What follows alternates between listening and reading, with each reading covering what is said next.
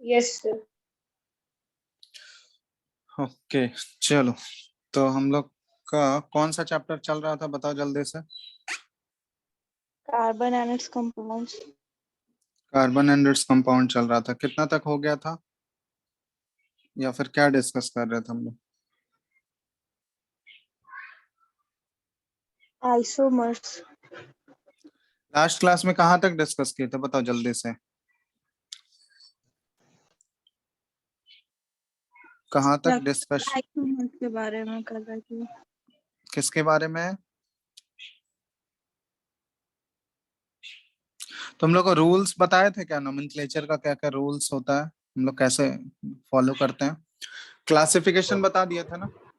ये बताओ, आ, 3 टाइप में हम लोग क्लासिफाई कर सकते हैं, एक सैचुरेटेड, अनसैचुरेटेड और एरोमेटिक, ये बताए थे।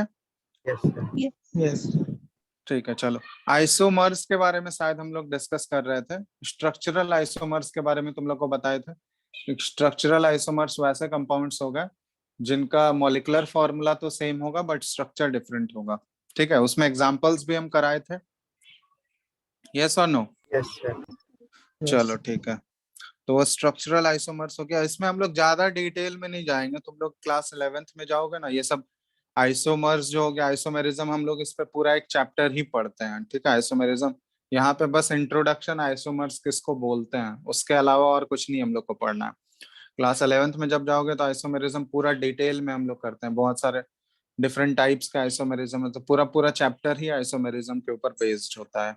ठीक है, तो वहां पे करेंगे हम लोग डिटेल में, यहाँ पे बस बुक में देखोगे सिर्फ इंट्रोडक्शन है तुम लोग में, और कुछ नहीं है। नेक्स्ट हम लोग देखने वाले हैं इसमें, नेक्स्ट जो टर्म यूज होता है यहाँ पे, होमोलोगस सीरीज। ठीक है, ये वाला टर्म बहुत ज्यादा यूज होता है, होमोलोगस सीरीज। तो होमोलोगस सीरीज हम लोग किसको बोलते हैं? ठीक है, इसके बारे में लिख लेना। ये क्या हो गया? Series of organic compounds, series of organic compounds having the same functional group. अभी फंक्शनल ग्रुप के बारे में हम डिस्कस करेंगे, किसको बोलते हैं फंक्शनल ग्रुप। तो series of organic compounds having the same functional group and chemical properties, same functional group and chemical properties, where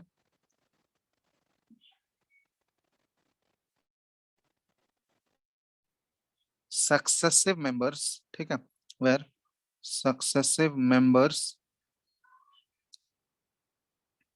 differ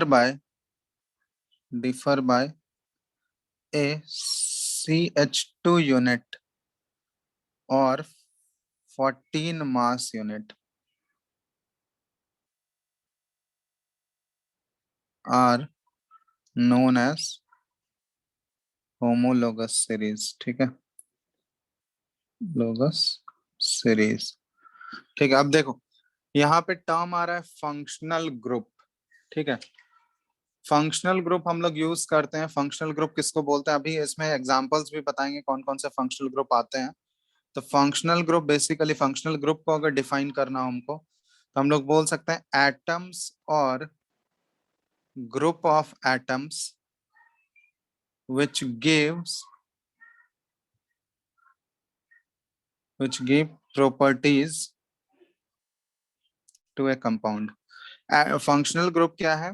atom या ग्रुप ऑफ एटम्स है जो कि किसी भी ऑर्गेनिक कंपाउंड को प्रॉपर्टीज प्रोवाइड करता है। ठीक है, मेनली जो ऑर्गेनिक कंपाउंड्स का जितना भी प्रॉपर्टीज अराइज होता है ना, वो उसके फंक्शनल ग्रुप की वजह से ही होता है। ठीक है, तो फंक्शनल ग्रुप बेसिकली क्या है? एटम या ग्रुप ऑफ एटम्स जो कि किसी भी कंपाउंड को, किसी भी ऑर्गेनिक कंपाउंड्स को प्रॉपर्टीज प्रोवाइड करता है। ठीक है, तो हम लोग बोल सकते हैं एटम्स और group of atoms which give properties to a compound is known as functional group. ठीक है, इसको फंक्शनल ग्रुप बोला जाता है।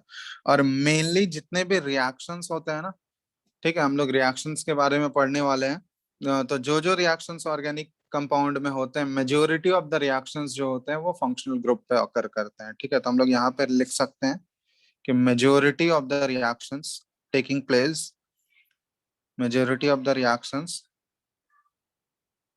Take place on functional group. ठीक है, तो ये फंक्शनल ग्रुप का डेफिनेशन है। अब फंक्शनल ग्रुप में एग्जांपल्स हम लोग करेंगे, जैसे तुम लोग देखोगे इसमें आगे बताया जाएगा एग्जांपल्स में, जैसे अल्कोहल होता है। ठीक है, अल्कोहल फंक्शनल ग्रुप है। फिर देखेंगे हम लोग अल्डिहाइड फंक्शनल ग्रुप होता है, सबका स्ट्रक्चर के साथ हम लोग देखेंगे। कीटोन फंक्शनल ग्रुप होता है। ठीक है, तो ये सारे फंक्शनल ग्रुप है। हेलोजेंस होते हैं, ये सारे फंक्शनल ग्रुप्स हैं। ठीक है, सबका हम लोग एक एक करके स्ट्रक्चर देखेंगे। सबको स्क्रीन दिख रहा है ना अभी? Yes, sir. Yes sir. Yes, sir. चलो, अब यहाँ पे देखो होमोलोगस सीरीज के बारे में क्या बोला जा रहा है। होमोलोगस सीरीज क्या है? वैसा series of organic compounds having the same functional group. मतलब वैसा सीरीज, ठीक है, जैसे यहाँ पे अल्कोहल, अल्कोहल का स्ट्रक्चर जो होता है ना, देखो ये OH लास्ट में लगा रहता है। ठीक है, अल्कोहल स्ट्रक्चर कुछ इस टाइप का OH रहता है, तो इसको अल्कोहल फंक्शनल ग्रुप बोलते हैं। तो यहाँ पे बोला गया series of organic compounds having the same functional group and chemical properties where the successive members differ by a CH2 unit और 14 मास यूनिट। जो सक्सेसिव मेंबर्स होगा ना, ठीक है, उसमें डिफरेंस जो देखोगे वो CH2 यूनिट का होगा या फिर 14 मास यूनिट का होगा। ठीक है, एक CH2 का डिफरेंस हो रहा होगा, या फिर मास के टर्म में बोले तो 14 मास यूनिट का डिफरेंस होगा। जैसे फॉर एग्जांपल हम लोग लेते हैं, जैसे मान लो अल्केन सीरीज अगर हम लोग देखते हैं। ठीक है, अल्केन सीरीज, तो अल्केन सीरीज में तुम लोग पढ़े होगे, इसका जनरल फॉर्मूला क्या होता है? CnH2n+2, है ना? ये इसका जनरल फॉर्मूला है। तो फर्स्ट मेंबर अल्केन सीरीज का क्या हो जाएगा? CH4, यस और नो? मिथेन तुम लोग को बता चुके हैं। सेकंड मेंबर अल्केन सीरीज का C2H6, इथेन है। थर्ड मेंबर देखोगे C3H8, प्रोपेन होता है ये। फोर्थ मेंबर C4H10, ब्यूटेन है ये। फिफ्थ मेंबर C5H12, है ना, पेंटेन है ये सब तो बता चुके हैं अल्केन सीरीज का, ये सारा मेंबर्स है। Yes, sir. सक्सेसिव मेंबर्स बोलने का मतलब ये दोनों, जैसे जो मतलब एक के बाद एक आते जाएगा वो सक्सेसिव कहलाता है। ठीक है, तो यहाँ पे CH2 और C2H6 में तुम लोग अगर देखोगे ये दोनों सक्सेसिव मेंबर हैं, तो इन दोनों में देखो तो कितने का डिफरेंस है? एक CH2 का डिफरेंस है, एक कार्बन और सॉरी, एक कार्बन और 2 हाइड्रोजन। CH2 का ही डिफरेंस है ना, देख लो इन दोनों के बीच का जो Yes, sir. डिफरेंस है, एक CH2 ग्रुप का ही तो डिफरेंस है इन दोनों में, एक कार्बन और 2 हाइड्रोजन से डिफर हो रहा है। उसी तरह देखो C2H6 से जब C3H8 में गए, ये दोनों सक्सेसिव में अगर चेक करोगे तो यहाँ भी कितने का डिफरेंस है? CH2 ग्रुप का ही डिफरेंस है। समझ रहे हो बात? Yes, sir.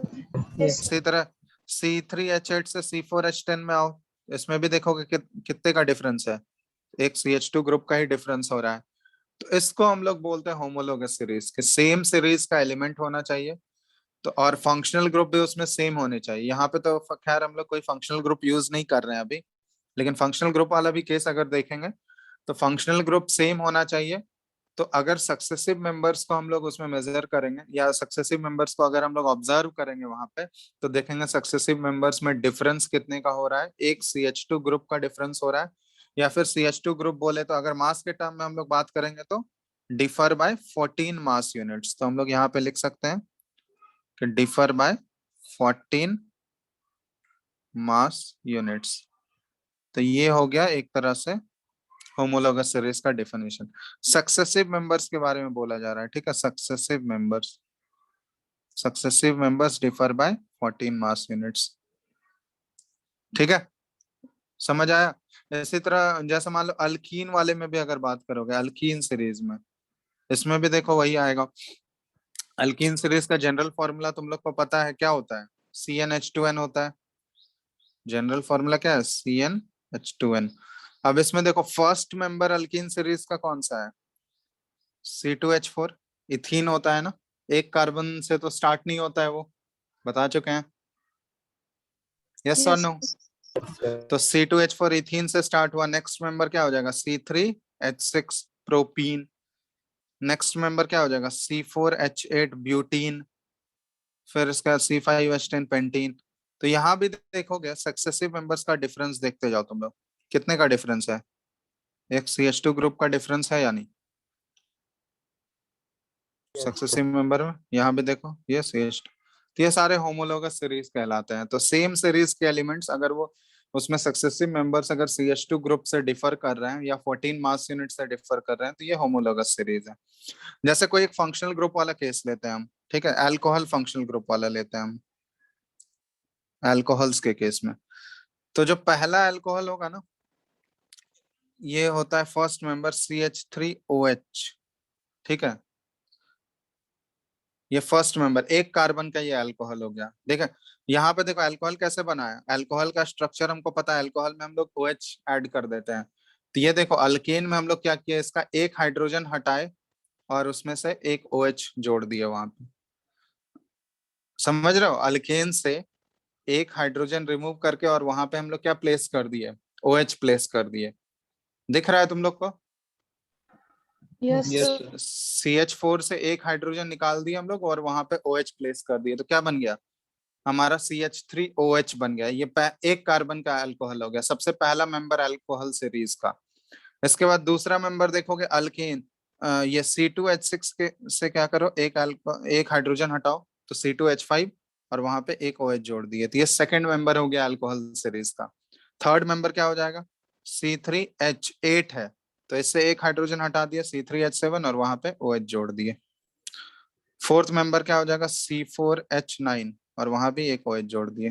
समझ रहे हो, ये एक कार्बन का अल्कोहल, दो कार्बन का, तीन चार कार्बन का अल्कोहल, ये सारे अल्कोहल सीरीज के मेंबर्स। अब यहाँ भी देखो कि सक्सेसिव मेंबर्स के बीच में अगर तुम डिफरेंस देखना चाहो कि कितने से डिफर कर रहा है, देखो तो एक CH2 ग्रुप से ही तो डिफर हो रहा है। यस और नो? डिफरेंस Yes, कितने का है खुद बताओ तुम लोग। CH2 ग्रुप से डिफर Yes. हो रहा है। Yes, sir. Yes sir. इसी तरह यहाँ पे कोई भी सक्सेसिव मेंबर ले लो, इसमें भी डिफरेंस देखोगे, ये CH2 ग्रुप का डिफरेंस है। तो ये सभी होमोलोगस सीरीज हो गए, ठीक है, ये सभी होमोलोगस सीरीज बोलते हैं। अब समझ में आ गया होमोलोगस सीरीज का definition? Yes sir, no? Yes, sir. Clear है सबको? देख लो एक बार अच्छे से, कोई डाउट है होमोलोगस सीरीज में तो बताओ, क्योंकि ये सब डेफिनेशन लिखने पूछा जाता है, तुम्हारे बोर्ड्स में भी देखना आएगा, तो एटलीस्ट एग्जाम्पल के साथ बताना, ठीक है। अब होमोलोगस सीरीज में तुमको जैसे प्रॉपर्टीज भी पूछा जाएगा, तो प्रॉपर्टीज क्या लिख सकते हो होमोलोगस सीरीज का? प्रॉपर्टीज अगर तुमसे पूछा जाए होमोलोगस सीरीज का, तो प्रॉपर्टीज में लिख सकते हो, पहला प्रॉपर्टी ये लिख सकते हो कि सक्सेसिव मेंबर्स जो है वो डिफर करता है CH2 या फिर 14 मास यूनिट से। नेक्स्ट प्रॉपर्टी लिख सकते हो, ठीक है, फर्स्ट हम यहाँ पे लिख दे रहे हैं properties, successive members differ by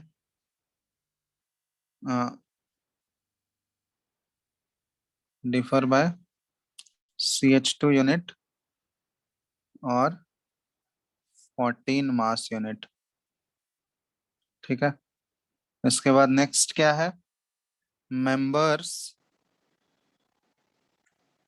of the homologous series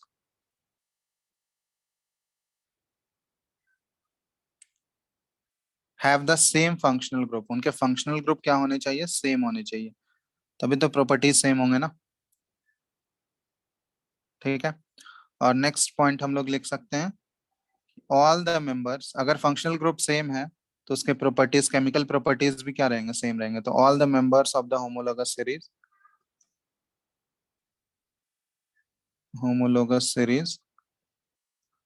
shows similar chemical properties, similar chemical properties, ठीक है। तो ये होमोलोगस सीरीज का कैरेक्टरिस्टिक्स हो गया। अगर पूछा जाएगा तो ये दो तीन पॉइंट लिख सकते हो और एग्जांपल के साथ इसको एक्सप्लेन कर सकते हो। समझ आ गया तुम लोगों को? Yes, sir. yes, sir. फटाफट इसको नोट करो, उसके बाद हम लोग आगे बढ़ रहे हैं।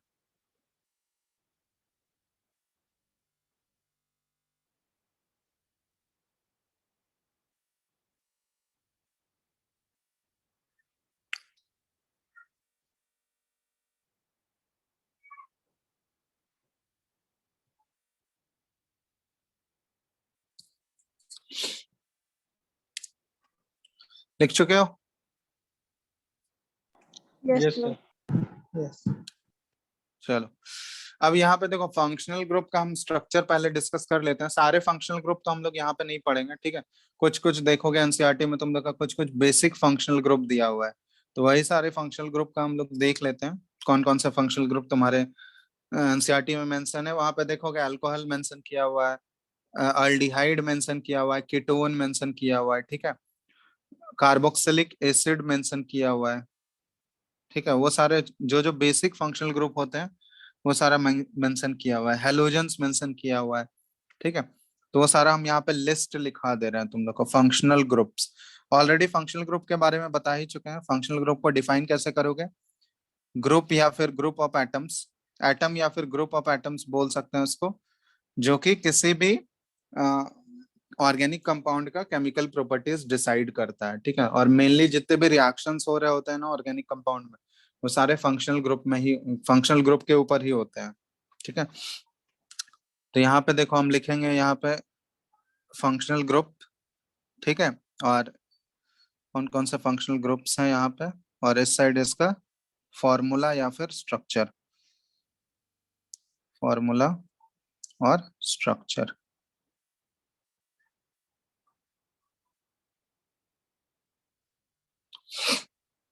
तो सबसे पहला फंक्शनल ग्रुप है हेलोजेंस वाला, ठीक है। हेलोजेंस में देखोगे यहाँ पे, हेलोजन समझते हो किसको बोलते हैं हम लोग? पीरियोडिक टेबल अभी तुम लोग नहीं पढ़े हो, लेकिन हेलोजेंस देखोगे। पीरियोडिक टेबल सबके पास है? ये बताओ, पीरियोडिक टेबल तो सब लोग देखे होंगे, जो modern Yes, periodic Yes. Table है। Yes, sir. उसमें देखना एलिमेंट्स जो है ना वो देखोगे रोज और कॉलम्स के फॉर्म में अरेंज्ड होते हैं। तो जो कॉलम होता है ना और जो रोज होता है, तो मॉडर्न पीरियोडिक टेबल में तुम लोग देखोगे टोटल नंबर ऑफ कॉलम्स गिना, कॉलम्स को बोला जाता है ग्रुप्स, ठीक है। जो वर्टिकल कॉलम होते हैं ना उनको बोला जाता है ग्रुप्स। तो टोटल नंबर ऑफ ग्रुप्स तुम देखोगे 18 ग्रुप्स होते हैं पीरियोडिक टेबल में। और हॉरिजॉन्टल रोज जो होते हैं उसको पीरियड्स बोला जाता है। तो टोटल नंबर ऑफ पीरियड्स अगर देखोगे पीरियोडिक टेबल में तो 7 पीरियड्स आते हैं, ठीक है। तो 7 पीरियड्स होता है, 18 ग्रुप्स होता है। तो ग्रुप नंबर 17 जो होगा पीरियोडिक टेबल में, ग्रुप नंबर 17 मतलब सेकंड लास्ट ग्रुप, लास्ट वाला ग्रुप जो है ग्रुप नंबर 18 है, जिसको नोबल गैस वाला ग्रुप बोला जाता है, ठीक है। पीरियोडिक टेबल में अगर देखोगे लास्ट ग्रुप जो होता है वो 18th ग्रुप है, नोबल गैस वाला ग्रुप। उस 18th ग्रुप से जस्ट पहले जो है वो होता है 17th ग्रुप, जिसको बोला जाता है हेलोजेंस, ग्रुप नंबर 17। उस हेलोजन में देखोगे सबसे पहला एलिमेंट होता है फ्लोरीन, उसके नीचे होता है क्लोरीन, उसके नीचे होता है ब्रोमीन, उसके नीचे होता है आयोडीन। तो इन सभी एलिमेंट्स को हेलोजन बोला जाता है। फ्लोरीन, क्लोरीन, ब्रोमीन, आयोडीन, ये सारे जो है ना हेलोजेंस कहलाते हैं। समझ आया? पहला एलिमेंट हो जाएगा Yes, sir. फ्लोरीन, उसके नीचे क्लोरीन देखोगे, उसके नीचे ब्रोमीन देखोगे, Br होता है उसका सिंबल। फिर उसके नीचे आयोडीन देखोगे, सिंबल कैपिटल आई होता है, ठीक है। तो इसको हम लोग हेलोजेंस बोलते हैं। क्लियर है? तो हेलोजेंस में देखोगे इन सब का नाम जो है ना, जैसे फ्लोरीन है तो फ्लोरीन का नाम रखा गया फ्लोरो, क्लोरीन है क्लोरीन का नाम रखा गया क्लोरो, ब्रोमीन है ब्रोमीन का नाम रखा गया ब्रोमो, और आयोडीन है आयोडीन का नाम रखा गया आयोडो। तो हेलोजेंस में जो सबसे पहला दिखेगा तुमको ये फ्लोरो हो गया, फ्लोरो। समझ रहे हो? ये फ्लोरो किसके लिए यूज किया जाता है? फ्लोरीन के लिए। तो यहाँ पे फ्लोरीन का देखोगे कैपिटल एफ, ये हो गया। इसके बाद देखोगे क्लोरो, क्लोरो किसके लिए यूज करेंगे? क्लोरीन के लिए। तो ये पे इसका फॉर्मूला क्या हो जाएगा? Cl। इसके बाद ब्रोमो, ब्रोमो का क्या आ जाएगा? Br। इसके बाद आयोडो, तो इसके लिए देखोगे कैपिटल आई। तो ये सारे हेलोजेंस वाले फंक्शनल ग्रुप हो गए। समझ आया? स्ट्रक्चर सिंपल है, जो उसका सिंबल है उसी वही हो गया उसका स्ट्रक्चर, ठीक है। तो पहला जो फंक्शनल ग्रुप है ये हेलोजेंस है। क्लियर है ना किसको हेलोजेंस बोलते हैं हम लोग? yes, sir. चलो, तो ये फ्लोरो, क्लोरो, ब्रोमो, आयोडो, ये हो गया पहला फंक्शनल ग्रुप हो गया हेलोजेंस। दूसरा होता है इसमें देखोगे अल्कोहल, जो ऑलरेडी हम डिस्कस कर चुके हैं, अल्कोहल्स। तो अल्कोहल्स का जो स्ट्रक्चर होता है इसमें ऑलरेडी पता ही है, OH यूज करते हैं हम लोग। अल्कोहल का जो स्ट्रक्चर होगा ये OH। तीसरा फंक्शनल ग्रुप है अल्डिहाइड। अल्डिहाइड, अल्डिहाइड का स्ट्रक्चर होता है, इसका फॉर्मूला जो होता है ये होता है CHO। ठीक है, फॉर्मूला होता है CHO। और जब इसका स्ट्रक्चर बनाओगे ना तो स्ट्रक्चर कुछ इस टाइप का होता है, C डबल बॉन्ड O और यहाँ पे H। ठीक है, ये इसका स्ट्रक्चर है अल्डिहाइड का।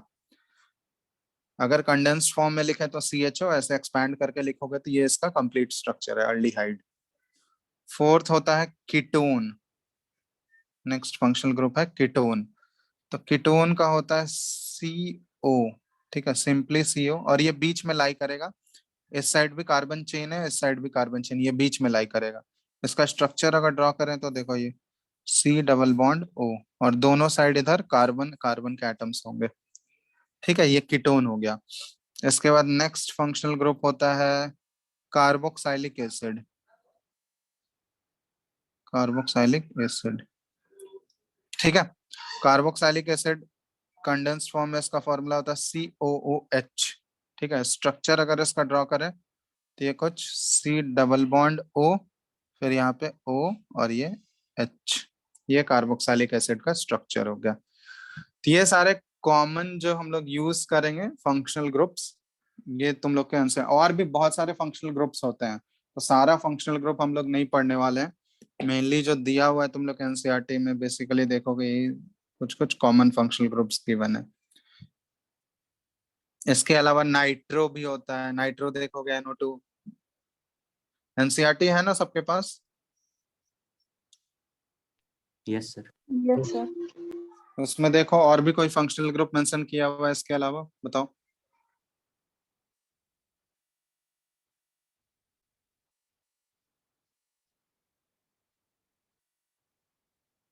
देख लो एक बार अच्छे से।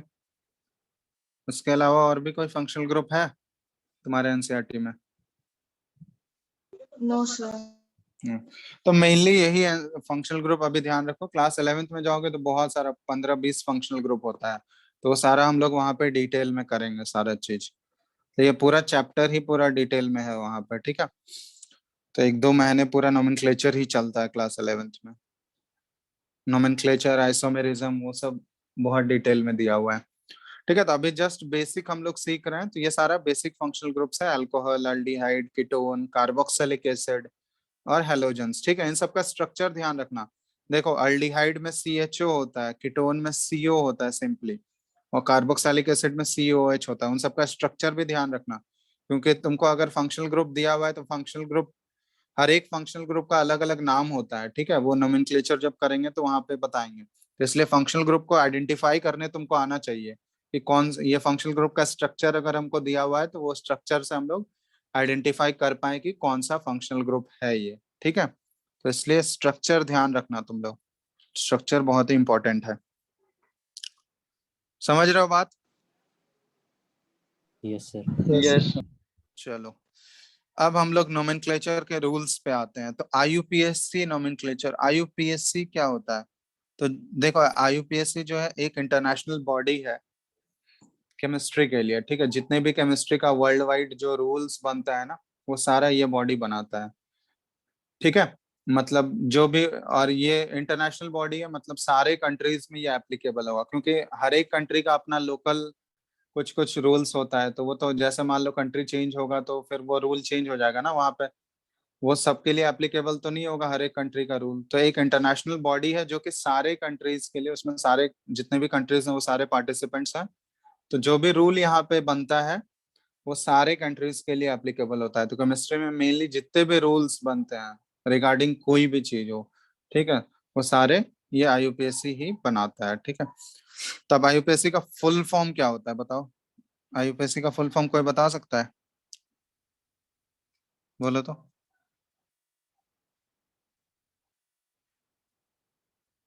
किसी को पता है IUPAC का फुल फॉर्म? Yes, बोलो। International Union of Pure Applied Chemistry. International union of pure and applied chemistry, ठीक है, ये ध्यान रख, ये इसका फुल फॉर्म है। तो ये एक तरह से इंटरनेशनल बॉडी है जो कि सारे रूल्स फ्रेम करता है केमिस्ट्री से रिलेटेड। तब आईयूपीएससी के अकॉर्डिंग रूल्स गवर्नड है, ठीक है, जो रूल्स दिए गए सेट ऑफ रूल्स होते हैं नोमेनक्लेचर डिसाइड करने के लिए। तो ये हम लोग देखने वाले हैं, रूल्स फॉर नोमेनक्लेचर, ठीक है, यहाँ पे ऐसे हेडिंग डाल लो, रूल्स फॉर आईयूपीएससी नोमेनक्लेचर।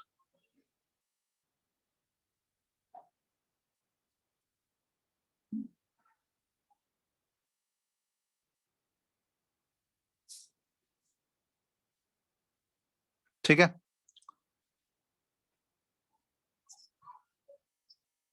तो इसमें सब दिख रहा है ना सबको स्क्रीन, ये बताओ। Yes, sir. Yes. तो इसमें सबसे पहला जो रूल होता है ना, ये है लॉन्गेस्ट चेन रूल। लॉन्गेस्ट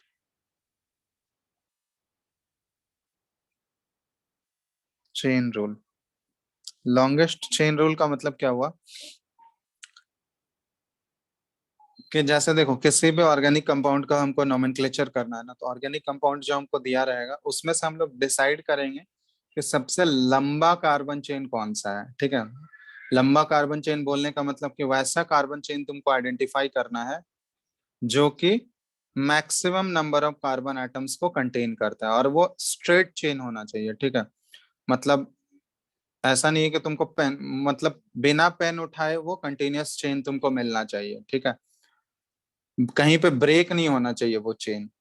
तो वैसा चेन को हम लोग बोलते हैं, आइदर वो जरूरी नहीं है वो हर केस में स्ट्रेट ही होगा, कर्व्ड चेन भी हो सकता है, लेकिन वो चेन जो होना चाहिए कंटिन्यूअस चेन मिलना चाहिए तुमको, ठीक है, और वो containing maximum number of carbon atom, सबसे मैक्सिमम जो कार्बन एटम्स कंटेन करेगा, तो उसी को बोलते हैं हम लोग लॉन्गेस्ट चेन रूल। तो वो बनता है पेरेंट चेन, ठीक है। तो यहाँ पे हम लोग लिख सकते हैं कि द पेरेंट चेन, ये लॉन्गेस्ट चेन रूल जो है ना, किसी भी ऑर्गेनिक कंपाउंड में पेरेंट चेन को डिटरमाइन करने के लिए यूज किया जाता है। तो ये देखो यहाँ पे लिख रहा है, अभी एग्जांपल्स बताएंगे तो उससे क्लियर होते जाएगा तुम लोग को। The parent chain belonging to the organic compound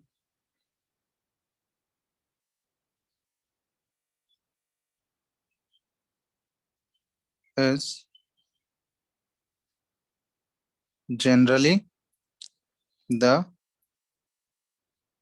longest chain of carbon atoms, ठीक है, longest chain of carbon atoms, be it in the form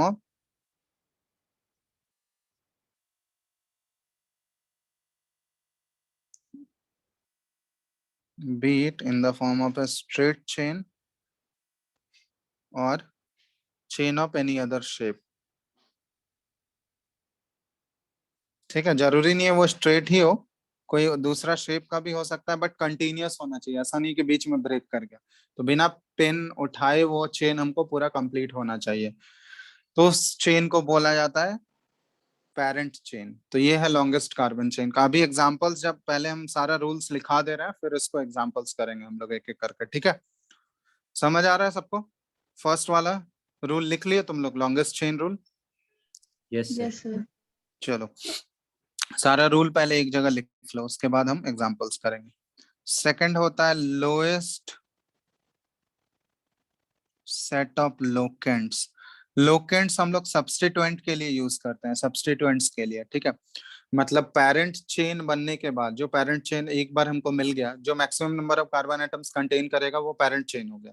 उसके अलावा जितने भी साइड चेन्स होंगे ना, उसमें देखोगे साइड ब्रांचिंग वाला जो कंपाउंड्स निकला हुआ होगा, उसको हम लोग लोकेंट्स बोलते हैं या सब्स्टिट्यूएंट्स बोलते हैं, ठीक है। तो यहाँ पे देखो ये क्या है कि the carbon atoms belonging to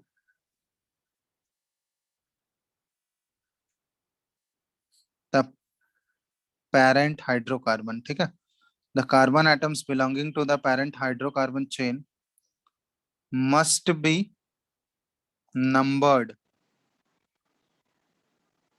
using natural numbers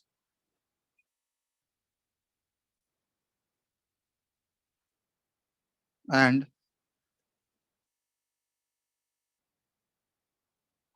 it begins from the end in which the lowest number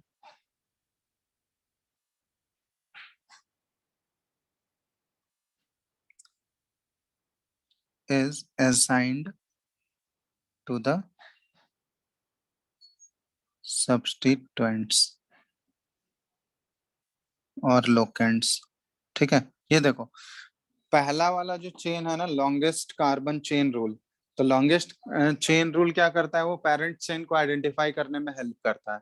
second वाला जो रूल है लोएस्ट सेट ऑफ लोकेंट्स, अब जो पेरेंट चेन हमारा आया ना उसका हम लोग नंबरिंग करते हैं। ठीक है, जो भी पेरेंट चेन मिलेगा हमको उसका नंबरिंग करेंगे। तो पेरेंट चेन जो भी होगा उसका देखोगे दो एंड होता है, एक जहां से वो स्टार्ट होगा, एक दूसरा जहां पे वो एंड होगा। तो नंबरिंग हम लोग किधर से स्टार्ट करेंगे, कौन से एंड से हम लोग नंबरिंग स्टार्ट करेंगे? तो नंबरिंग स्टार्ट करने के, क्योंकि नंबरिंग हम लोग नेचुरल नंबर से स्टार्ट करते हैं, 1 2 3 4 अप टू सो ऑन ऐसे चलेगा। तो नंबरिंग कौन से एंड से होगा, पेरेंट चेन का कौन से एंड से नंबरिंग स्टार्ट करना है हमको, तो वो डिसाइड कौन करेगा? उसके ऊपर जो सब्स्टिट्यूएंट्स प्रेजेंट है ना, पेरेंट चेन के ऊपर जो सब्स्टिट्यूएंट प्रेजेंट होंगे वो डिसाइड करेगा। तो जनरली ये देखा गया है कि जिस एंड से सब्स्टिट्यूएंट का पोजीशन जो आता है वो सबसे लोएस्ट आएगा, हम लोग नंबरिंग उधर से स्टार्ट करेंगे। समझ में आया? कोई भी पेरेंट चेन होगा तो उसका दो एंड होगा या नहीं, बताओ? कोई भी पेरेंट चेन होगा तो उसका दो एंड होगा ना? यस। ठीक है, अब उन दोनों एंड में हम लोग नंबरिंग कौन से एंड से स्टार्ट करेंगे? ठीक है, तो ये उसी के लिए है ये लोएस्ट सेट ऑफ लोकेंट्स वाला रूल। तो नंबरिंग स्टार्ट करने के लिए हमको नंबरिंग उस एंड से स्टार्ट करना है जिस एंड से देखोगे क्या कि जो सब्स्टिट्यूएंट्स है ना, जो साइड चेन्स उसके साथ होंगे उनका पोजीशन क्या आना चाहिए, सबसे लोएस्ट आना चाहिए। तो उसको हम लोग लोएस्ट सेट ऑफ लोकेंट्स बोलते हैं। ठीक है, अभी हम एग्जांपल्स एक एक करके करेंगे। ठीक है, पहले हम सारे रूल्स लिख दे रहे हैं। ये क्लियर हो गया? लोएस्ट सेट ऑफ लोकेंट वाला रूल समझ आया? ये Yes, sir. नंबरिंग के लिए, बेसिकली ये पेरेंट चेन के नंबरिंग के लिए ये यूज किया जाता है कि पेरेंट चेन का नंबरिंग किधर से स्टार्ट होगा। ठीक है, ये सेकंड रूल हो गया। तीसरा है जैसे बहुत सारे केसेस में देखा गया है कि सेम सब्स्टिट्यूएंट्स जो है वो अलग अलग पोजीशन पे प्रेजेंट होते हैं। ठीक है, तो यहाँ पे लिख दे रहे हैं multiple instances of the same substituent, same substituent. तो अगर मान लो सेम टाइप के सब्स्टिट्यूएंट्स जो है अलग अलग पोजीशन पे अगर प्रेजेंट है तो उसके लिए हम लोग प्रेफिक्स यूज करते हैं। ठीक है, तो यहाँ पे देख लो ये लिख दे रहे हैं प्रेफिक्स विच इंडिकेट, लिख लो पहले तुम लोग, the total number of the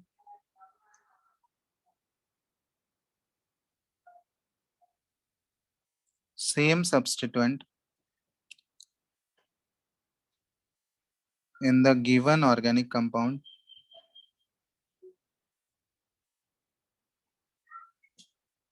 are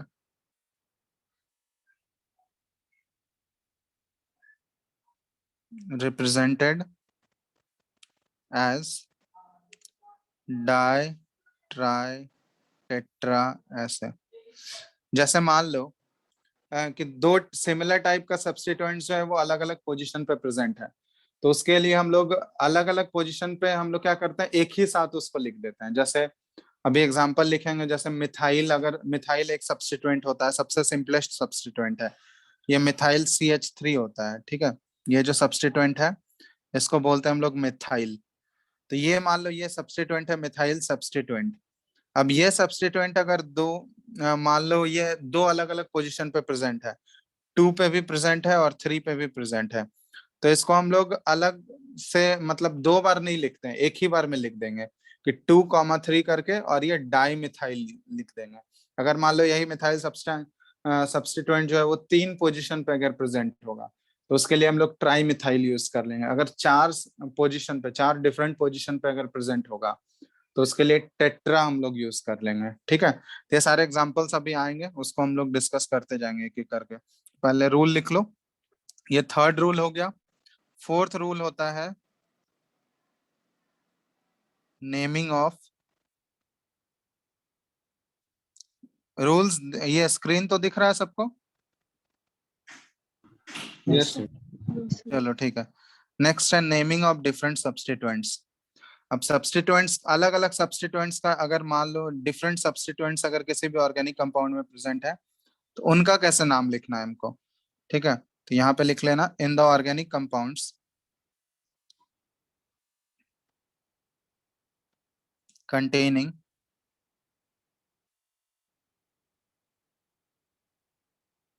multiple substituents.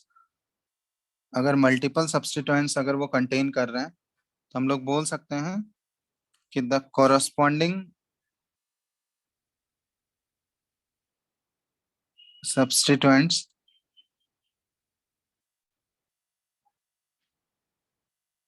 Are arranged. उसका जो नाम लिखते हैं ना जब हम लोग, तो वो देखोगे अल्फाबेटिकल ऑर्डर में उसको अरेंज करके हम लोग लिखते हैं। ठीक है, are arranged in the alphabetical order of names in the IUPAC nomenclature. ठीक है, मान लो अलग अलग सब्स्टिट्यूएंट्स अगर किसी भी ऑर्गेनिक कंपाउंड में देखोगे मल्टीपल सब्स्टिट्यूएंट्स अगर प्रेजेंट है तो उसका नोमेनक्लेचर हम लोग कैसे लिखेंगे, मतलब कौन से सब्स्टिट्यूएंट को पहले लिखना है, कौन से सब्स्टिट्यूएंट को बाद में लिखना है, तो कैसे डिसाइड होगा, वो उसके अल्फाबेटिकल ऑर्डर से डिसाइड होगा। तो जो अल्फाबेटिकली पहले आएगा जिसका नाम, वो पहले लिखना है हमको, और जो अल्फाबेटिकली बाद में आएगा उसको हमको बाद में रिप्रेजेंट करना है। ठीक है, तो ये हो गया नेमिंग ऑफ डिफरेंट सब्स्टिट्यूएंट्स।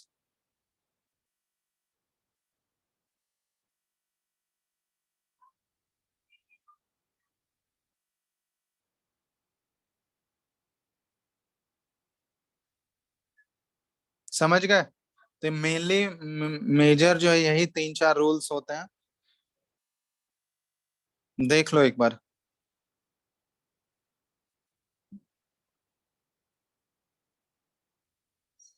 ये पहले नोट कर लो, फिर एक एक करके हम लोग एग्जांपल्स देखना स्टार्ट करेंगे, तब सारा क्लियर हो जाएगा कहाँ पे कैसे किस रूल को अप्लाई करना है, वो सारा क्लियर हो जाएगा। पहले इसको नोट कर लो फटाफट।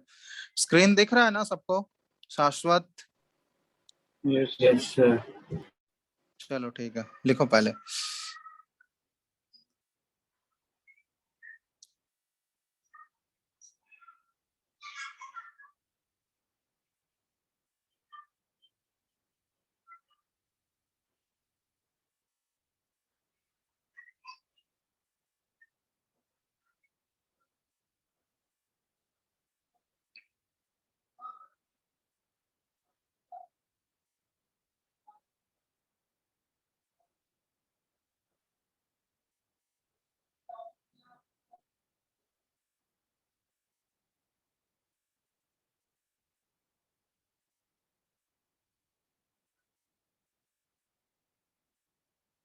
लिख लिए ये सारा Yes. रूल्स लिख चुके हो तुम लोग? Yes, sir. चलो, अब देखो जो फॉर्मेट यूज करते हैं ना हम लोग, IUPAC नोमेनक्लेचर का जो फॉर्मेट होता है, ठीक है, वो लिख लो। मतलब किस फॉर्मेट में हमको रिप्रेजेंट करना है, format of the IUPAC name. ठीक है, कौन सा फॉर्मेट हम फॉलो करेंगे। तो फॉर्मेट में देखोगे सबसे पहले जो आता है ये सब्स्टिट्यूएंट का नाम आएगा, लोकेंट जिसको बोलते हैं। ठीक है, उसके बाद देखोगे प्रेफिक्स आता है। ठीक है, प्रेफिक्स मतलब जो नाम से पहले आता है, बीच में आएगा रूट वर्ड, उसके बाद फिर से लोकेंट मतलब सब्स्टिट्यूएंट, उसके बाद आएगा सफिक्स। ठीक है, ये फॉर्मेट फॉलो करते हैं हम लोग। ठीक है, लोकेंट ये सब्स्टिट्यूएंट हो गया, उसके बाद प्रेफिक्स हो गया, फिर रूट वर्ड हो गया, लोकेंट, फिर लास्ट में सफिक्स आता है।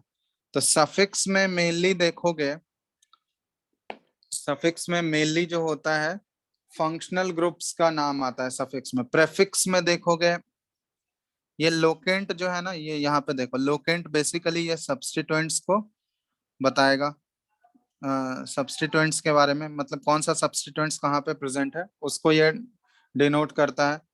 ये प्रेफिक्स जो है, ये प्रेफिक्स बेसिकली यूज होता है कि वो कंपाउंड कैसा है, साइक्लिक कंपाउंड है या स्ट्रेट चेन कंपाउंड है। क्योंकि साइक्लिक अगर कंपाउंड होगा तो उसके लिए एक प्रेफिक्स यूज करते हैं हम लोग, साइक्लो यूज कर लेते हैं, ठीक है। तो साइक्लिक कंपाउंड होगा तो यहाँ पे ये प्रेफिक्स हमको यूज करना पड़ेगा। साइक्लिक और ए साइक्लिक ये बताता है, साइक्लिक और ए साइक्लिक। ए साइक्लिक हम लोग स्ट्रेट चेन वाले को बोलते हैं, और साइक्लिक जो पूरा क्लोज्ड चेन होगा, क्लोज्ड कार्बन चेन वाले को साइक्लिक बोलते हैं। रूट वर्ड ये डिसाइड करेगा कितने नंबर ऑफ कार्बन एटम्स हैं in the parent chain. Parent chain बताए थे तुम लोग को, जो maximum number of carbon atoms contain करेगा उसको पेरेंट चेन बोलता है। तो ये क्या करता है, डिसाइड्स, या इस डिसाइड्स नहीं, हम लोग डिनोट्स बोल सकते हैं, denotes the number of carbon atoms in the parent chain, ठीक है। अब इसके बाद ये लोकेंट जो है ये डिसाइड करेगा कि वो मतलब किस टाइप का कंपाउंड है, वो सैचुरेटेड है या अनसैचुरेटेड है, समझ रहे हो ना। सैचुरेटेड के केस में हम लोग ANE यूज करते हैं, ये अल्केन हो गया, अल्केन सीरीज का मेंबर है, या ENE अल्कीन सीरीज का मेंबर है, या फिर YNE अल्काइन सीरीज का मेंबर है। तो ये लोकेंट डिसाइड करेगा। क्योंकि देखे होगा जैसे एक कार्बन का तुमको अल्केन लिखना है तो मिथ पहले लिखते हैं, रूट वर्ड हो गया। एक कार्बन के लिए क्या रूट वर्ड यूज करते हैं हम लोग, मिथ, यस और नो। Yes, एक sir. कार्बन के लिए रूट वर्ड हम लोग मिथ यूज करते हैं। अब हमको अल्केन सीरीज बोला जा रहा है तो लास्ट में हम लोग क्या यूज कर देंगे, ANE। तो वो हो गया एक कार्बन का अल्केन हो गया मिथेन। मान लो तुमको बोला गया दो कार्बन का अल्कीन लिखना है, तो दो कार्बन के लिए हम लोग रूट वर्ड क्या यूज करते हैं बताओ, इथ। दो कार्बन के लिए रूट वर्ड क्या यूज करेंगे, इथ। और बोला जा रहा है अल्कीन, तो अल्कीन के लिए तुम सफिक्स क्या यूज करोगे बताओ। अल्कीन के लिए लास्ट में हम लोग क्या लगाते हैं, ENE लगा देंगे। तो इथ प्लस ENE तो इथीन हो गया। मान लो तुमसे बोला गया तीन कार्बन का अल्काइन बताओ, तो तीन कार्बन के लिए रूट वर्ड क्या आ जाएगा बताओ, तीन कार्बन के लिए रूट वर्ड क्या आ Prop. जाएगा, प्रॉप। और अल्काइन बोला जा रहा है तो अल्काइन के लिए हम लास्ट में सफिक्स, सफिक्स समझते हो ना, सफिक्स और प्रेफिक्स क्या होता है।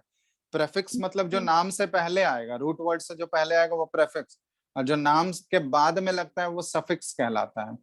तो यहाँ पे तीन कार्बन का अल्काइन बोला गया है तो तीन कार्बन के लिए प्रॉप यूज कर लिए रूट वर्ड, और उसमें सफिक्स क्या लगने वाला है, YNE। तो वो हो गया प्रॉप आइन, प्रोपाइन हो गया पूरा नाम। अब ये जो लास्ट में सफिक्स दिख रहा है तुमको, इसको सेकेंडरी सफिक्स बोलते हैं। तो ये सेकेंडरी सफिक्स बेसिकली ना ये फंक्शनल ग्रुप को डिनोट करता है, ठीक है, ये ध्यान रखना। ये बेसिकली फंक्शनल ग्रुप के लिए यूज करते हैं हम लोग, डिनोट्स फंक्शनल ग्रुप, ठीक है, समझ आया बात। अब यहाँ पे देखो ये फॉर्मेट रहने वाला है हमारा IUPAC नोमेनक्लेचर का। अभी फंक्शनल ग्रुप वाला छोड़ दो, अभी हम लोग नॉर्मल नोमेनक्लेचर ही करने वाले हैं बिना फंक्शनल ग्रुप के, ठीक है। तो यहाँ देखो जैसे एक एग्जांपल हम कंसिडर करते हैं, पहले रूट वर्ड लिख लो तुम लोग, सबके लिए रूट वर्ड क्या यूज करेंगे। यहाँ पे देखो नंबर ऑफ कार्बन एटम्स लिख रहे हैं, पेरेंट चेन का है, number of carbon atoms in the parent chain, ठीक है। और यहाँ पे हम लोग यूज कर रहे हैं क्या, हम लोग रूट वर्ड आएगा इस केस में, ये तो ऑलरेडी तुम लोग को पता ही है, फिर भी लिख लो। अगर one number of parent, number of carbon atom one है पेरेंट चेन में, तो रूट वर्ड क्या यूज करेंगे हम लोग, मिथ। दो होगा तो इथ, बोलते जाओ तुम लोग फटाफट। तीन होगा तो Prop. प्रॉप। चार होगा तो Bute. ब्यूट। पांच होगा तो Pent. पेंट। छह कार्बन एटम्स तो हेक्स। सेवन होगा तो हेप्ट, ठीक है। एट होगा तो ऑक्ट, 9 होगा तो बताओ नॉन, और 10 होगा तो डिक। ठीक है, दिख रहा है सबको नंबर ऑफ कार्बन एटम्स? तो 10 तक बेसिकली ध्यान रखो, 10 से ज्यादा तुमको नहीं मिलेंगे। 11 11 ऐसा नहीं होता है कि 10 के बाद नहीं होता है, 11th का देखोगे अनडेक होता है, 12 का देखोगे डो डेक होता है, तो उस तरह से वो चलता है। तो 10 तक ही बेसिकली पूछे जाता है, 11th में भी जाओगे तो वहां पे 10 तक ही बेसिकली हम लोगों को ध्यान में रखना है। समझ गए? तो 1 कार्बन एटम के लिए याद रहेगा या नहीं तुम लोगों को? क्योंकि ये बेसिक है, रूट वर्ड ये सबका तुमको पता होना चाहिए। तो ये तो ऑलरेडी तुम लोग को बहुत सारा पता ही होगा।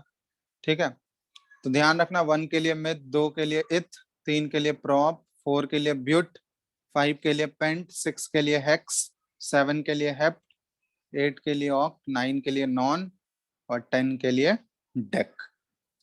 चलो, समझ आ गया बात? यस और नो? Yes. चलो, अब हम लोग नोमेनक्लेचर स्टार्ट कर रहे हैं। ठीक है, अब एग्जाम्पल से स्टार्ट कर रहे हैं। अब एग्जाम्पल से स्टार्ट कर रहे हैं तो सबसे पहले देखो अल्केन्स का नोमेनक्लेचर अभी हम लोग कर रहे हैं। सबसे पहले अल्केन्स का नोमेनक्लेचर। अब अल्केन्स के नोमेनक्लेचर में देखो सब्स्टिट्यूएंट आता है ना, जैसे देखो यहाँ पे देखोगे पहला जो अल्केन होता है ये CH4 होता है। तो अल्केन से देखो यहाँ पे ये चीज ध्यान देना, अल्केन से अगर हम लोग क्या करें, एक हाइड्रोजन अगर माइनस कर दें, माइनस हाइड्रोजन, तो अल्केन से एक हाइड्रोजन माइनस कर दोगे ना तो ये बन जाता है अल्काइल। समझ रहे हो? अल्केन से अगर एक हाइड्रोजन निकाल दें तो वो क्या बन जाएगा? अल्काइल। तो जैसे पहला वाला जो अल्केन है CH4, इससे माइनस एक हाइड्रोजन कर दिए, ठीक है, ये माइनस हाइड्रोजन है, तो इससे एक हाइड्रोजन माइनस कर दी, तो ये क्या बच जाएगा? CH3। समझ रहे हो? तो ये CH4 क्या था, ये इस अल्केन का नाम क्या था? मीथेन। अब मीथेन से वो क्या बन गया? अल्केन से वो बन जाता है अल्काइल, तो मीथेन से क्या बन जाएगा? मिथाइल। क्लियर है? ये बात समझ आया या नहीं तुम लोगों को? बताओ। Yes. अल्केन से अगर एक हाइड्रोजन रिमूव कर दोगे तो अल्केन से एक हाइड्रोजन रिमूव करने के बाद वो क्या बनता है? अल्काइल। तो उसी तरह मिथेन से एक हाइड्रोजन रिमूव करेंगे तो मिथाइल। दूसरा अल्केन है C2H6, इससे अगर एक हाइड्रोजन माइनस कर दिए तो ये क्या बचेगा बताओ? C2H5। तो देखो C2H6 ये था हमारा इथेन, इससे एक हाइड्रोजन निकल गया तो ये क्या बन गया? इथाइल। समझ गए बात? उसी तरह प्रोपेन से एक हाइड्रोजन निकाल दोगे तो वो बन जाएगा प्रोपाइल, ब्यूटेन से एक हाइड्रोजन निकाल दोगे तो बन जाएगा ब्यूटाइल। क्लियर है? तो ये ध्यान देना, अल्केन सीरीज से अगर हम लोग एक हाइड्रोजन रिमूव करेंगे तो वो क्या बन जाता है? अल्काइल। समझ आया बात? अब ये मेनली सब्स्टिट्यूएंट्स की तरह प्रेजेंट होते हैं, ठीक है, इसको सब्स्टिट्यूएंट्स की तरह ट्रीट किया जाता है। अब देखो हम लोग जैसे नोमेनक्लेचर करने वाले हैं, सबसे पहला एग्जांपल अल्केन का नोमेनक्लेचर हम लोग कर रहे हैं। ठीक है,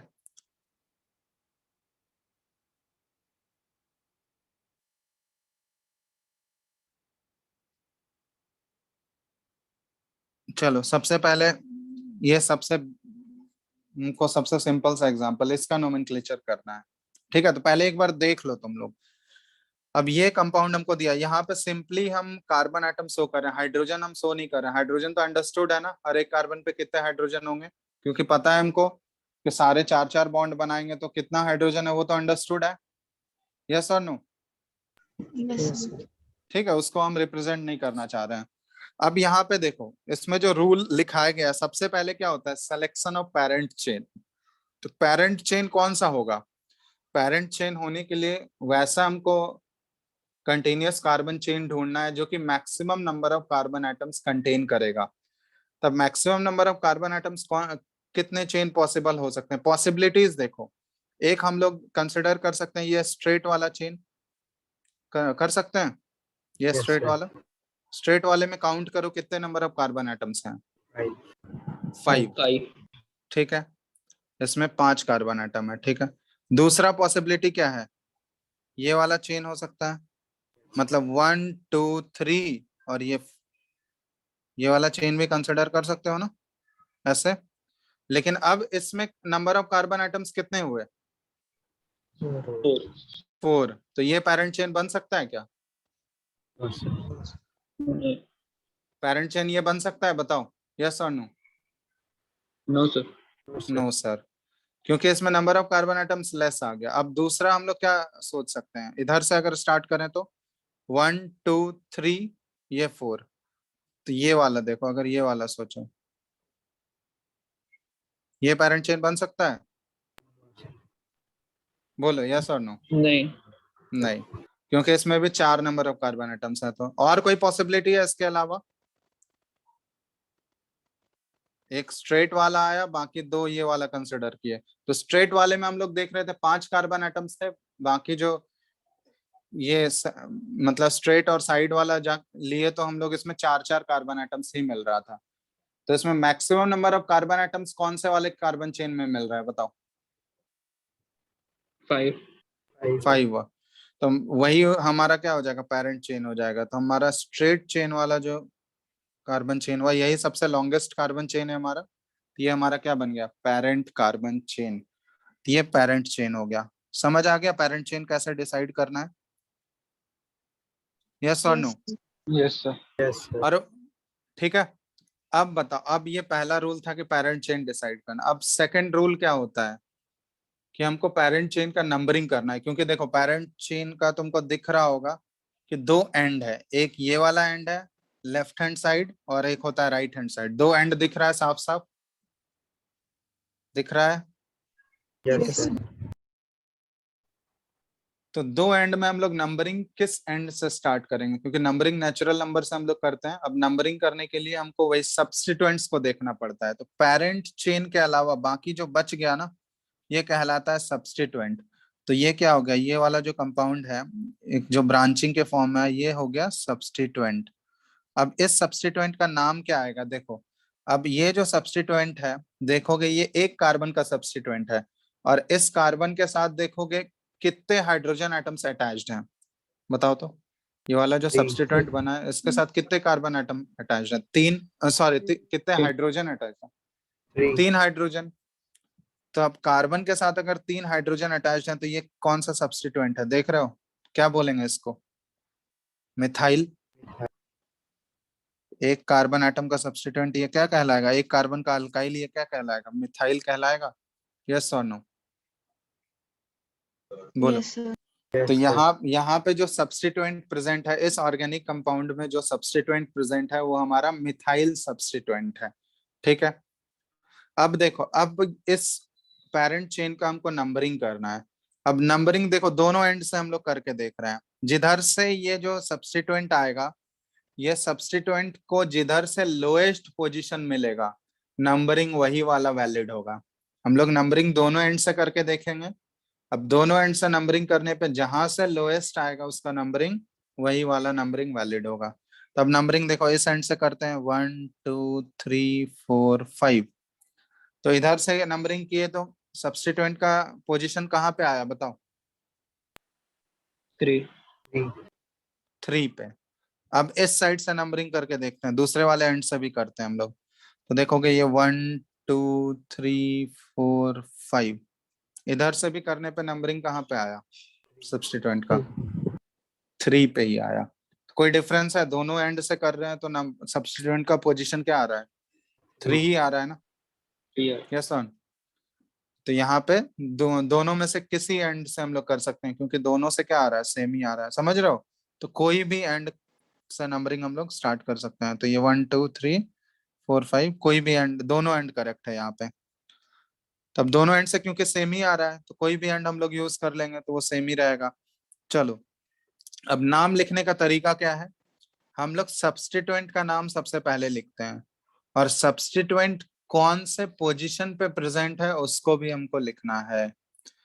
तो यहाँ पे बताओ, सब्स्टिट्यूएंट जो है हमारा, वो कौन सा सब्स्टिट्यूएंट है, ये बताओ? मिथाइल। और वो कौन से पोजीशन पे प्रेजेंट है, ये बताओ? Third. थर्ड। तो हम लोग आगे लिखे, क्योंकि सब्स्टिट्यूएंट को सबसे पहले हमको लिखना है, तो 3 थर्ड पोजीशन पे प्रेजेंट है। अब यहाँ पे डैश देना है हमको, क्योंकि नंबर और अल्फाबेट को जब भी हम लोग सेपरेट करेंगे तो एक डैश यूज करेंगे। तो 3 डैश, इसके बाद उस सब्स्टिट्यूएंट का नाम क्या आ गया हमारा, मिथाइल। तो 3 मिथाइल, ठीक है। अब इसके बाद ये हमारा सब्स्टिट्यूएंट का नाम आ गया, कौन से पोजीशन पे है वो भी आ गया, थर्ड पोजीशन पे है, और उसका नाम क्या है, मिथाइल। नंबर और अल्फाबेट को जब भी सेपरेट करना है डैश से, तो 3 मिथाइल हो गया। उसके बाद ये बताना रूट वर्ड क्या होगा इस केस में, रूट वर्ड क्या होगा, पेंट। पेंट, क्योंकि हमारा जो पेरेंट चेन है उसमें 5 कार्बन एटम है, तो रूट वर्ड हो गया पेंट। और सारे रूट पेरेंट चेन में हम लोग देख रहे हैं सारे कार्बन एटम्स के बीच में कैसा बॉन्ड है, सिंगल कोवेलेंट बॉन्ड है ना। तो उसके लिए क्या यूज कर लेंगे हम लोग, ANE। समझ रहे हो बात। तो इसका नाम क्या हो गया, IUPAC नेम 3 मिथाइल पेंटेन। कोई दिक्कत, एक बार अच्छे से देख लो, 3 मिथाइल पेंटेन। अब मिथाइल और पेंटेन के बीच में गैप नहीं देना है, वो पूरा कंटिन्यूअस है। नंबर और अल्फाबेट सेपरेट होगा हमेशा डैश से, जहां भी नंबर और अल्फाबेट आ रहा होगा वो डैश से सेपरेट होगा। तभी हम लोग नोमेनक्लेचर ऑफ अल्केन्स सीख रहे हैं। कोई दिक्कत, देखो ये वाला समझ आया तुम लोगों को। Yes, Yes, sir. sir. Yes. चलो, तो अब एक अपने से ट्राई करोगे तुम लोग, दें, बोलो Sir. कर पाओगे, बोलो। चलो Yes, ये Yes, sir. Try, sir. चलो ठीक है, एक दे रहा है तुम लोग को, ये इसमें बताना।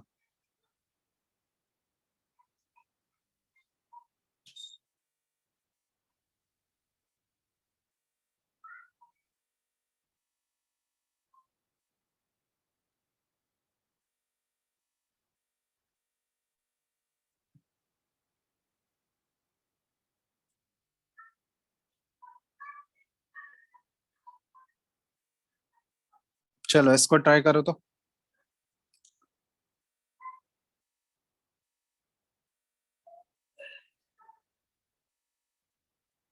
दिख रहा है ना सबको। Yes, sir. चलो इसको ट्राई करो।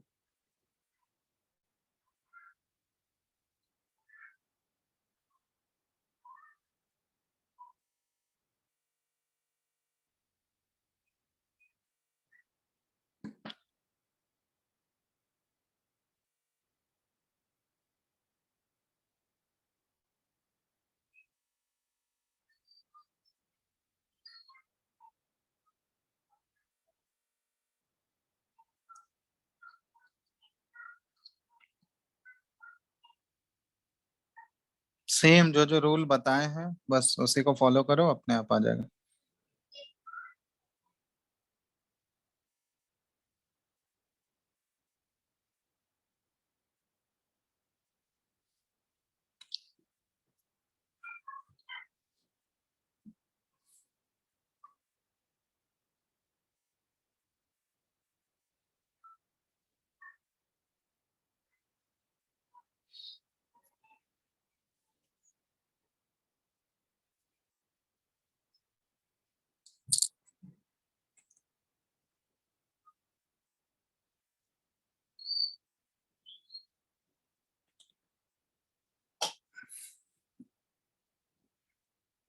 हो गया।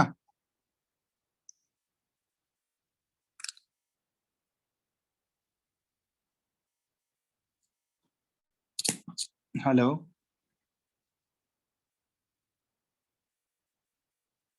Hello, Yes, sir. बना। हाँ सर। क्या आया बताओ जल्दी से। So 3 decylhexane.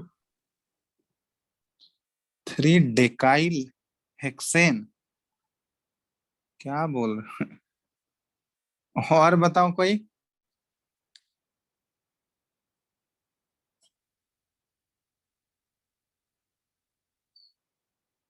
और किसी का कुछ आया?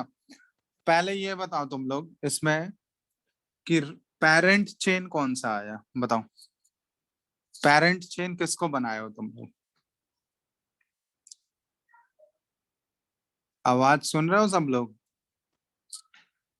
हेलो, प्लीज रेस्पॉन्ड करो। पेरेंट चेन इस केस में कौन सा है ये बताओ। विच ऑफ द, इसमें जितना भी चेन तुमको दिख रहा होगा, पेरेंट चेन के ऊपर वाला ब्रांच जो है ना, वहां से लेके राइट में, राइट एंड तक, वो होगा पेरेंट चेन। मैक्सिमम कितने नंबर ऑफ कार्बन एटम्स है पेरेंट चेन में? 7। 7। सबसे मैक्सिमम यही दिख रहा होगा। देखो, या तो तुम इधर से स्टार्ट करो, या यही वाला चेन है ना, देख रहे हो, दिस चेन, यही वाला चेन के बारे में बोल रहे हो? यस और नो? Yes, sir. यही है हमारा पेरेंट चेन, देख लो। क्योंकि बाकी अदर चेन्स कंसिडर करो, देखो स्ट्रेट वाला अगर देखोगे तो 1 2 3 4 5 6 ही कार्बन एटम्स है। अगर इधर से देखो 1 2 3 4 5 ही इधर आया। और क्या देख सकते हो, ये 1 2 3 4 5 ही आएगा। तो सबसे मैक्सिमम जो नंबर ऑफ कार्बन एटम्स हमको जिस चेन में दिख रहा है वही हमारा पेरेंट चेन होगा। तो मैक्सिमम हमारा 7 कार्बन एटम्स का एक चेन हमको दिख रहा है। और वो ये बताए भी थे कि जो पेरेंट चेन होना चाहिए वो जरूरी नहीं कि हर केस में स्ट्रेट ही हो, किसी भी शेप का हो सकता है, बट कंटिन्यूअस होना चाहिए। समझ रहे हो? तो ये कंटिन्यूअस चेन मिल रहा है या नहीं हमको? Yes, sir. और having maximum number of carbon atoms, कितने नंबर ऑफ कार्बन एटम्स हैं इसमें? 7। तो ये हमारा बन गया पेरेंट चेन। कोई डाउट है इसमें पेरेंट चेन के सिलेक्शन में? सिलेक्शन ऑफ पेरेंट चेन, इसमें कोई डाउट है किसी को?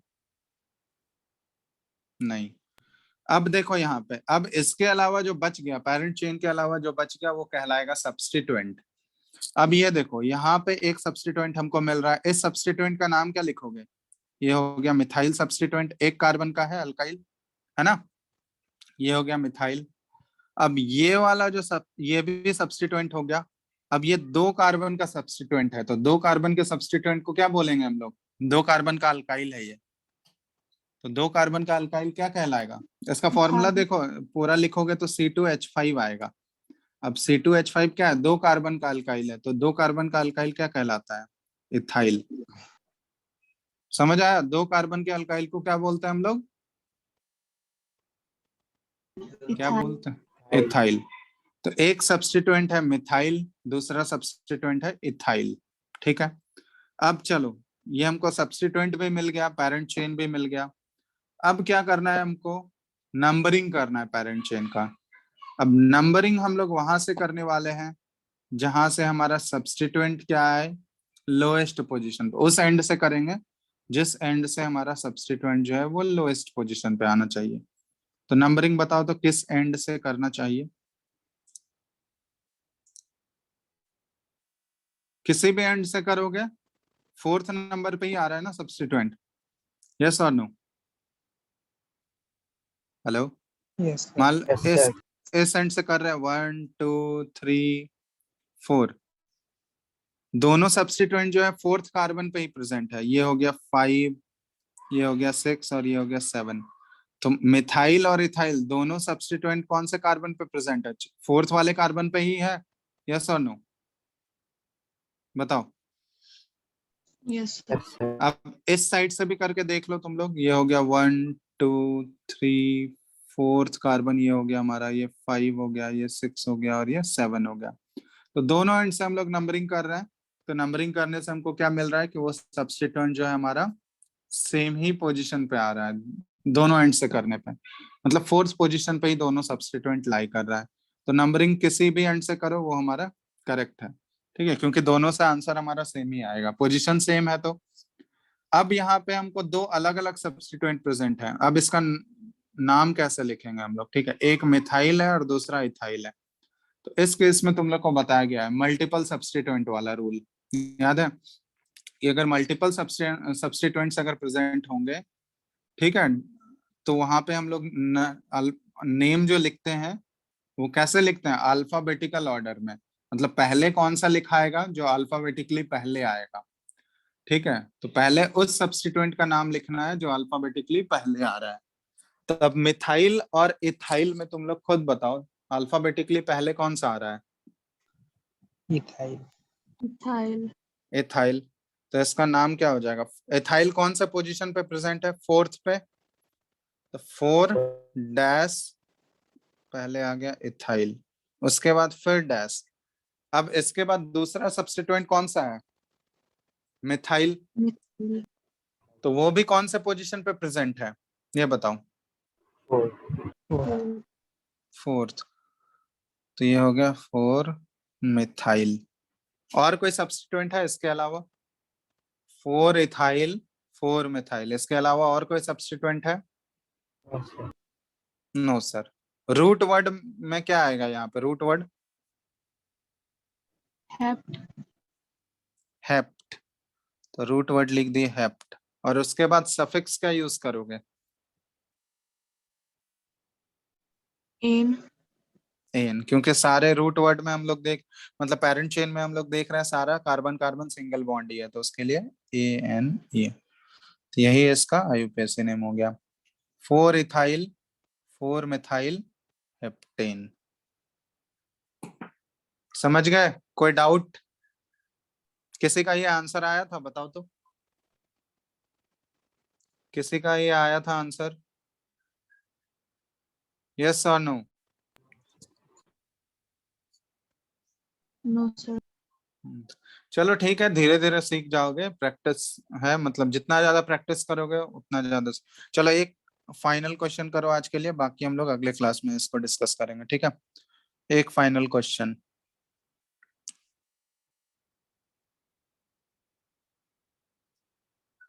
चलो फटाफट, ये सिंपल सा कंपाउंड दिए हैं, इसका नेम बताओ तो।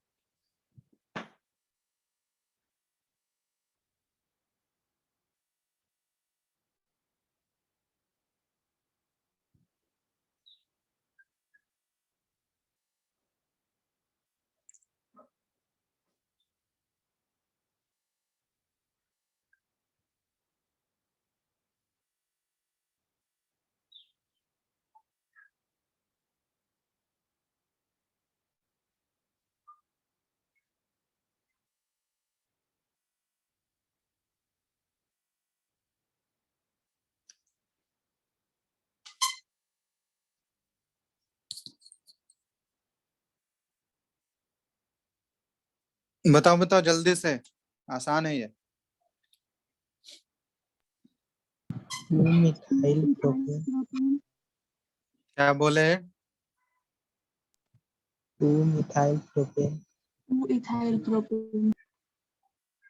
2 इथाइल क्या क्या बोल रहे हो? देखो यहाँ पे पेरेंट चेन हमारा कौन सा बनेगा ये बताओ? 3 ही कार्बन का, कहीं से भी तुम कोई भी पेरेंट चेन सेलेक्ट करो, मैक्सिमम तो 3 ही कार्बन एटम दिख रहा है, कहीं से भी लो, कोई भी चेन लो तुम। 3 से ज्यादा दिख रहा है क्या ये बताओ? नो। तो कोई भी चेन ले लो, उसमें मैक्सिमम 3 ही कार्बन एटम आएगा, मान लो हम ये पेरेंट चेन कंसिडर किए, ठीक है? अब इसके अलावा बाकी जो बच गया है वो सब्स्टिट्यूएंट हो गया, ये सब्स्टिट्यूएंट है और ये भी सब्स्टिट्यूएंट है। अब ये सब्स्टिट्यूएंट क्या है? मिथाइल हो गया, और ये भी मिथाइल हो गया, ठीक है? समझ गए बात? अब यहाँ पे इसको हम लोग नंबरिंग किस एंड से करेंगे? ये मेन पेरेंट चेंज जो आया इसका नंबरिंग किस एंड से करेंगे? तो दोनों एंड से नंबरिंग करके देखो, पोजीशन सेम आएगा 1 2 3। यहाँ भी देखो सेकंड पोजीशन पे दोनों मिथाइल प्रेजेंट है, इस साइड से भी नंबरिंग करोगे तो सेकंड पोजीशन पे ही दोनों मिथाइल आएगा। यस और नो? नंबरिंग किसी भी एंड से करो पोजीशन तो Yes, सेम ही रहेगा। अब यहाँ पे देखो ये क्या बोला गया, ये क्या है? एक ही सब्स्टिट्यूएंट जो है वो 2 बार प्रेजेंट है, सेम पोजीशन पे 2 बार प्रेजेंट है। तो यहाँ पे वही तो बताए थे तुम लोग को कि अगर एक ही सब्स्टिट्यूएंट या तो सेम पोजीशन पे या अलग अलग पोजीशन पे भी प्रेजेंट होगा, तो उसके लिए हम लोग क्या यूज करते हैं? डाई ट्राई टेट्रा, ठीक है? वो सब यूज कर लेते हैं यहाँ पे। तो अब यहाँ पे ध्यान देना, तो इसका नेम क्या आ जाएगा? IUPAC नेम इसका क्या हो जाएगा बताओ? 2 methyl 2 methyl 2 dimethyl propane. Propane. अब ये जो सब्स्टिट्यूएंट प्रेजेंट है वो कौन कौन से पोजीशन पे प्रेजेंट है? दोनों मिथाइल सब्स्टिट्यूएंट जो है वो सेकंड पोजीशन पे ही प्रेजेंट है। तो सेकंड पोजीशन पे प्रेजेंट है तो हमको यहाँ पे क्या लिखना होगा, 2,2, क्योंकि दो सब्स्टिट्यूएंट है ना, समझ रहे हो, और दोनों सब्स्टिट्यूएंट दोनों मिथाइल ही है और वो 2 सेकंड पोजीशन पे ही प्रेजेंट है। तो 2,2 इसके बाद डैश, और दोनों मिथाइल ही है तो मिथाइल मिथाइल दो बार नहीं लिखेंगे, यहाँ पे क्या यूज कर लेते हैं हम लोग, डाई मिथाइल। तो 2,2 डाई मिथाइल। इसके बाद क्या आएगा, रूट वर्ड क्या है हमारा, बताओ। prop, prop. और उसके बाद क्या आ जाएगा, in, एन। तो ये इसका नेम हो गया, 2,2 di methyl propane, propane. समझ आया बात, yes sir, धीरे धीरे क्लियर हो रहा है सारा रूल जो लिखाए थे ऊपर, एक एक करके समझ आते जा रहा है या नहीं। Yes. तो जैसे जैसे एग्जांपल्स करते जाएंगे वो सारा प्रैक्टिस जैसे जैसे करोगे ना वो सब क्लियर होते जाएगा, ठीक है। तो आज इतना ही रखते हैं, आगे नेक्स्ट क्लास में और भी बहुत सारे एग्जांपल्स हम लोग को करने हैं, ठीक है। नेक्स्ट क्लास में मजा आ रहा है या नहीं ये सब पढ़ने में, या बोरिंग लग रहा है ये पार्ट, नोमेनक्लेचर सही है या बोरिंग है, बताओ जल्दी से। हेलो, सर मजेदार है। मजेदार है, ठीक है। चलो नेक्स्ट क्लास में और भी करेंगे, चलो तब तक के लिए तुम लोग को एक होमवर्क दे देते हैं, इसका नोमेनक्लेचर करके रखना। अब ये हम ड्रॉ कर रहे हैं, देखो बॉन्ड लाइन वाला फॉर्मूला तुम लोग को बताए थे ना, बॉन्ड लाइन। Yes.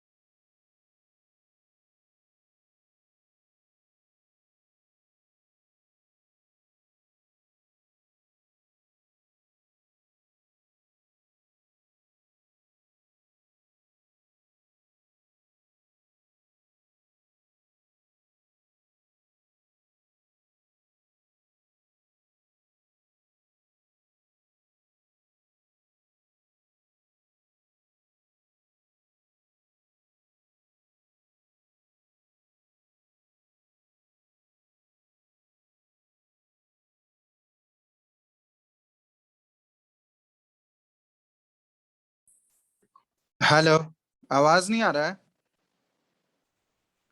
सर अब आ रहा है। हाँ चलो, एक होमवर्क तुम लोग को देना था, लिख लिए थे, वो ड्रॉ किए थे क्या। Yes, sir. तो वो उल्टा बन गया, चलो हम फिर से उसको ड्रॉ कर देते हैं, रीड्रॉ कर देते हैं।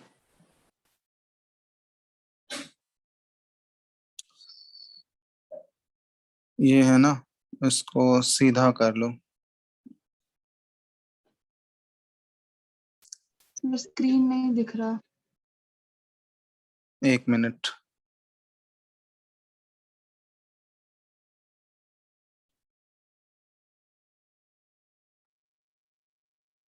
अब दिख रहा है, देखो। Yes sir. चलो, तो ये तुम लोग का होमवर्क क्वेश्चन रहेगा।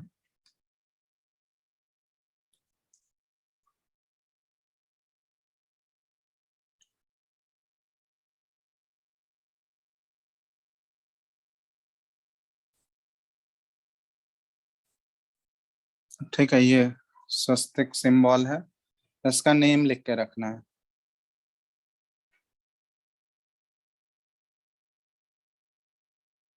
IUPAC नोमेनक्लेचर, ये कौन सा फॉर्मूला है, बॉन्ड लाइन फॉर्मूला है, तुम लोग को बताए थे ना bond line formula. Yes sir. ठीक है, तो इसका नेम ट्राई करके रखना, IUPAC नोमेनक्लेचर इसका क्या आएगा,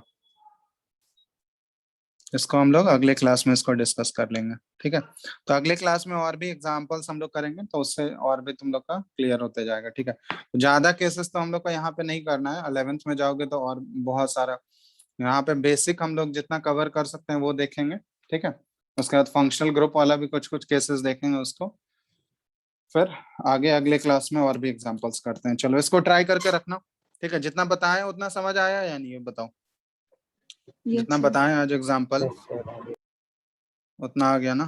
चलो तो इसको ट्राई करके रखना, फिर आगे हम लोग अगले क्लास में करेंगे। समझ आया श्रुति? श्रुति, अनंत? हाँ सर। चलो ठीक है, फिर तो अगले क्लास में डिस्कस करते हैं आगे। एंड कर रहे हैं, ठीक है।